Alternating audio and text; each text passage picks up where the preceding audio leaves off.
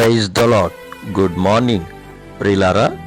ఈరోజు దేవుని మాట సామెతల గ్రంథం 14వ అధ్యాయం 1వ వాక్యం. జ్ఞానవంతురాలు తన ఇల్లు కట్టును, మూఢురాలు తన చేతులతో తన ఇల్లు కూడబెరుకును. ప్రియులారా, ఈ మాట మీరు గమనిస్తే జ్ఞానం కలిగిన స్త్రీలు తన కుటుంబాన్ని కట్టుకుంటారు. అలాగే మూఢురాలు అనగా ఇహలోక సంబంధమైన అజ్ఞానముతో బ్రతికే వారిని మూఢురాలు అంటారు.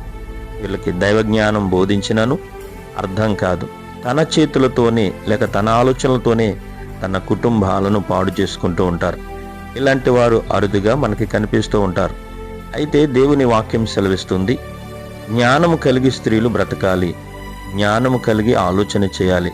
స్త్రీలు దేవుని పాదాల పట్టుకుని నిత్యము ప్రార్థించి, ప్రభువా మాకు జ్ఞాన హృదయం దయచేయమని అడిగినప్పుడు ఖచ్చితంగా దేవుడు జ్ఞాన హృదయం ఇచ్చి మీ కుటుంబాలను ఎలా కట్టుకోవాలో, మీ కాపురాలు ఎలా చేసుకోవాలో ప్రభు సహాయం చేసి బలపరచునుగాక.